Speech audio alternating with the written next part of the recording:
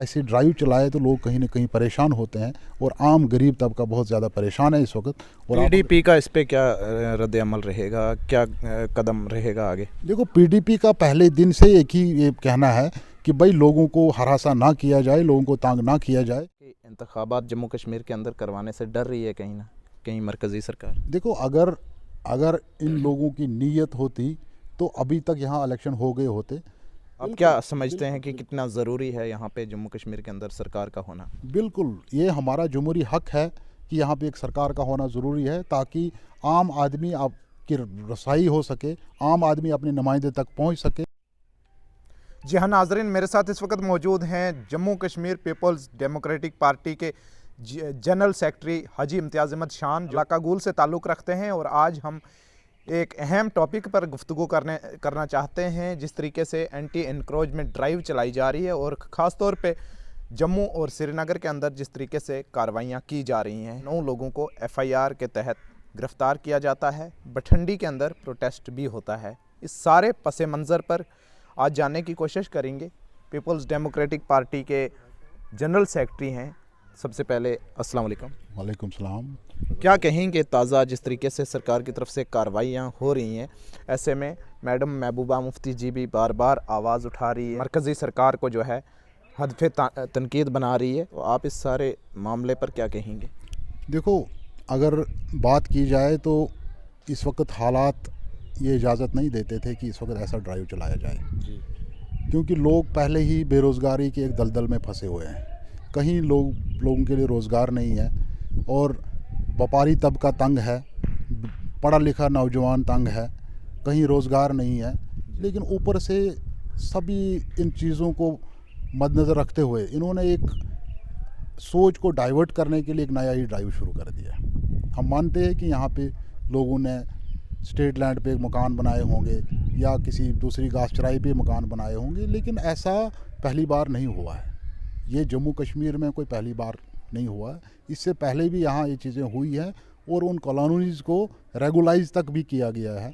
यहाँ रोशनी एक्ट जो एक असम्बली ने बनाया था, एक चुनी हुई नुमाइंदा असम्बली थी, और असम्बली का ये हक होता है, उसके पास एक पावर होती है किसी कानून को बनाने के लिए। अब उसके तहत अगर यहाँ पे कोई कानून बना, किसी ने ज़मीन खरीदी, किसी ने उसकी फ़ाइल बनाई, किसी ने उसकी फ़ीस भरी, उस पर मकान बनाया, तो उसमें लोगों का, आम आदमी का क्या कसूर है? जब फ़िलहाल तो बताया कि रोशनी की ज़मीन के साथ जो है उससे आर्डर को वापस ले लिया गया है, उसके साथ छेड़छाड़ नहीं मैं की। वही कहना चाहता हूँ, रोशनी में स्टेट लैंड जो है, यहाँ पे स्टेट लैंड क्या है? जिन्होंने LB6 के वक्त में यहाँ पे फीस नहीं भरी वो सरकार हो गई। ये तो महाराजा हरी सिंह की सारी मलकियत थी, और यहाँ पे स्टेट लैंड उसी को कहा जाता है जो लोगों को ट्रांसफ़र नहीं हुई। तो कहीं ना कहीं ये चीज़ें, जब कोई बस्ती है तो उसको रेगुलाइज किया जाता है, उसके लिए कानून बना है। इसी तरीके से यहाँ पे अगर जम्मू में किसी जगह लोगों ने यहाँ पे मकान बनाए हैं, या छोटे छोटे, किसी ने 5 मरले, किसी ने 10 मरले, किसी ने 1 कनाल में अपना मकान बनाया है, और गवर्नमेंट ने उस वक्त उनको रोड्स दिए, पावर दी, बिजली, ये पानी दिया, और इस वक्त लोगों को, एडमिनिस्ट्रेशन को चाहिए कि लोगों को राहत दे और इनको रेगुलाइज करे। एक जनवन फीस, एक कमेटी तश्कील की जाए, एक फ़ीस मुकर्रर की जाए, ताकि लोग वो फ़ीस भरें और ये जो परेशानी के हालात हैं ये कहीं ख़त्म हो जाए। क्योंकि जम्मू कश्मीर एक पहले से एक पिसा हुआ इलाका है। यहाँ के हालात, यहाँ दहाइयों से हालात ख़राब थे। अभी लोगों में थोड़ी सी राहत है कि भाई चलो हालात ठीक हैं, लेकिन अब ये अगर गवर्नमेंट ऐसे ड्राइव चलाए तो लोग कहीं ना कहीं परेशान होते हैं और आम गरीब तबका बहुत ज़्यादा परेशान है इस वक्त। और पीडीपी का इस पे क्या रद्द अमल रहेगा, क्या कदम रहेगा आगे? देखो, पीडीपी का पहले दिन से एक ही ये कहना है कि भाई लोगों को हरासा ना किया जाए, लोगों को तंग ना किया जाए। जमहूरी हक है, अगर किसी के साथ कोई ज़्यादती होती है तो वो अपनी आवाज़ बुलंद कर सकता है। तो मैं ये कहना चाहता हूँ कि गवर्नमेंट को इस वक्त ये पॉलिसीज़ नहीं करनी चाहिए। और कहीं ना कहीं अगर LG साहब ने ये कहा कि हम 15 मरले तक, 5 मरले तक, 10 मरले तक किसी को नहीं छेड़ेंगे, और जो ज़मीनी सतह पर एडमिनिस्ट्रेशन काम कर रही है, जहाँ तहसीलदार साहब काम कर रहे हैं, जहाँ SDM साहब काम कर रहे हैं, जहाँ DC साहब काम कर रहे हैं, तो उनको इसको अमली तौर पे इस पे अमल करना चाहिए, ना कि किसी गरीब के मकान को तोड़ा जाए या किसी को इस वक्त छेड़ा जाए। अगर LG साहब ने कहा तो ग्राउंड लेवल पे उसको इम्प्लीमेंट करना चाहिए। जी, ख़ास तौर पे आवाम का इस वक्त ये भी कहना है कि एक चुनी हुई सरकार होनी चाहिए जम्मू कश्मीर के अंदर, तो आप क्या समझते हैं कि कितना ज़रूरी है यहाँ पे जम्मू कश्मीर के अंदर सरकार का होना? बिल्कुल, ये हमारा जमहूरी हक है कि यहाँ पे एक सरकार का होना ज़रूरी है, ताकि आम आदमी की रसाई हो सके, आम आदमी अपने नुमाइंदे तक पहुँच सके और अपनी जो भी बात होगी वो वहाँ तक पहुँचा सके। और ये हमारा हक है, यहाँ पे इलेक्शन होने चाहिए और यहाँ पे लोगों को अपनी सरकार चुनने का हक है, और ये हमें इस हक से महरूम नहीं रखा जाना चाहिए।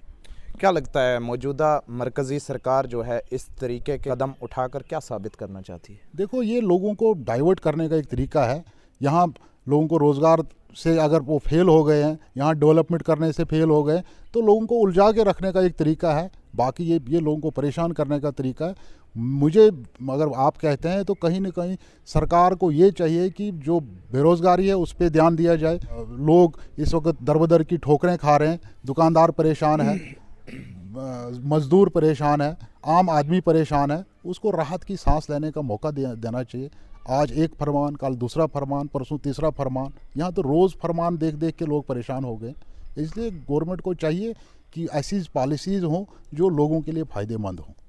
बीजेपी के मैक्सिमम जो ख़ास तौर पे जम्मू कश्मीर के अंदर लीडरान हैं, वो तो इससे खुश हैं और इस तरह के ड्राइव और इस तरह के फ़ैसले का खैर मकदम करते हैं कि लैंड माफिया जो बड़े लोग हैं उनको उनके लिए कहीं ना कहीं काले दिन आ रहे हैं। तो क्या लगता है, वाकई जो बड़े लोग हैं उनको परेशान किया जा रहा है? देखो, लैंड माफिया जो है उसके लिए तो हम भी नहीं कहते हैं कि यार आप किसी लैंड माफिया को छोड़ो। वाकई जिसने यहाँ पे कोई हज़ारों कनाल की ज़मीन हड़पी है या सैकड़ों कनाल की ज़मीन गैर कानूनी तरीके से कब्ज़ा की हुई है, हमने कब कहा कि भाई आप उनको छोड़ दीजिए? हम ये कहते हैं कि कहीं अगर आपको लगता है कि 1% ऐसा है, तो उन लोगों को आप देखिए कहाँ पे है। लेकिन उसकी आड़ में अगर गरीब आदमी को तंग किया जा रहा है, वो बिल्कुल समझने से बाहर है, समझ से बाहर है वो चीज़। अगर ये गरीबों के हक की बात करना चाहते हैं तो इनको ये चीज़ें अमली तौर पे ज़मीनी सतह तक पहुंचानी चाहिए। जो इन्होंने परसों दावा किया, यहाँ के बीजेपी के प्रेसिडेंट ने कहा कि नहीं जी, किसी भी गरीब आदमी को नहीं छेड़ा जाएगा। यहाँ के दूसरे बीजेपी के लीडर हैं सुनील शर्मा साहब, उन्होंने बयान दिया। यहाँ एलजी साहब से मुलाकात करके उन्होंने ये चीज़ बताई। यहाँ गुलाम नबी आज़ाद साहब ने कहा जी, होम मिनिस्टर से मेरी बात हुई कि भाई किसी भी गरीब आदमी को नहीं छेड़ा जाएगा। तो फिर ऐसी वाक़ात क्यों पेश आ रहे हैं जहाँ पे किसी के 5 मरले के में मकान तोड़ा जा रहा है, जहाँ किसी के 10 मरले में मकान तोड़ा जा रहा है, जहाँ किसी की 1 मरले में दुकान तोड़ी जा रही है? तो फिर ज़मीनी सतह पे ऐसी चीज़ें नहीं आनी चाहिए। एडमिनिस्ट्रेशन को इस पर अमल करना चाहिए। हम कहाँ कहते हैं कि नहीं, हम यही कहते हैं कि आप पकड़िए, उसको पकड़िए जिसने ज़्यादा कहीं ऐसा किया है। और मुझे नहीं लगता है कि ऐसा है। ये सब एक ड्रामा है, लोगों को डराने का एक तरीका है और परेशान करने का एक तरीका है। जी, मरकज़ी सरकार जो है बार बार कहीं ना कहीं इंतखाबात से पीछे हट रही है और टाल मटोल कर रही है। क्या लगता है आपको कि वाकई इंतखाबात जम्मू कश्मीर के अंदर करवाने से डर रही है कहीं ना कहीं मरकज़ी सरकार? देखो, अगर इन लोगों की नीयत होती तो अभी तक यहाँ इलेक्शन हो गए होते। एक जमहूरी तरीके से अगर किसी स्टेट को भी देखा जाए तो हर 5 साल के बाद इलेक्शन होते हैं। यहाँ तो 10 साल होने वाले हैं। ये तो कहते हैं कि जम्मू कश्मीर में सारे हालात ठीक हैं, बिल्कुल पुरअमन है, तो फिर इलेक्शन के लिए कौन से हालात ख़राब हैं? इनकी नीयत ही नहीं है जम्मू कश्मीर में इलेक्शन करवाने की। और कहीं इनको लगता है कि इलेक्शन अगर करवाएंगे तो हम लोग नज़र नहीं आएंगे, इसलिए ये लोग नहीं करवा रहे हैं। लेकिन ये जितना लेट करेंगे, जितना डिले करेंगे, उतना ही यहाँ लोग मजबूत होंगे और इंशाल्लाह यहाँ ये लोग दिखाएंगे, आने वाले वक्त में अपना फैसला करके दिखाएंगे। वो कहते हैं कि हमारे हाथ में नहीं, हमारे फेवर में नहीं है, ये तो इलेक्शन कमीशन ही करवा सकती है, उनका एक फ़ैसला है। नहीं, इलेक्शन कमीशन का भी फैसला पीछे आपने सुना होगा, जब उन्होंने बयान दिया, आपने प्रेस कॉन्फ्रेंस की कि यहाँ पे मुझे जो कार्रवाई करनी थी, जो मैंने एडिशन और डिलीशन का प्रोसेस शुरू किया था, यहाँ वोटर लिस्टों का, यहाँ डिलिमिटेशन का, वो सारा प्रोसेस तो कंप्लीट हो गया। उसके बाद उन्होंने ये भी कहा कि होम मिनिस्ट्री से हमें इजाज़त मिलेगी कि भाई हालात ठीक हैं तो हम इलेक्शन करवाएंगे। तो वो तो होम मिनिस्ट्री ने देखना चाहिए कि भाई यहाँ के हालात ख़राब हैं या ठीक हैं, वो तो उनको देखना चाहिए। अगर हालात ठीक हैं तो फिर इलेक्शन करवाने चाहिए। आप क्या मानते हैं किस हद तक ठीक है जम्मू कश्मीर में हालात? जम्मू कश्मीर के हालात इलेक्शन के हिसाब से अगर देखा जाए तो यहाँ कोई ऐसी बात नहीं है। यहाँ 96 में इलेक्शन हुए, जब यहाँ मिलिटेंसी पीक पे हुआ करती थी। आज क्या है? आज तो एक बहाना है इलेक्शन को डिले करने का। यहाँ तो इलेक्शन के लिए कोई रुकावट नहीं है और लोगों का हक है, जमहूरी हक है। लोगों को ये हक दिया जाना चाहिए, इलेक्शन करवाने चाहिए। लोगों की एक चुनी हुई सरकार हो ताकि लोग अपनी बात कर सकें। यहाँ पे तो बात करने से डर रहे हैं लोग इस समय।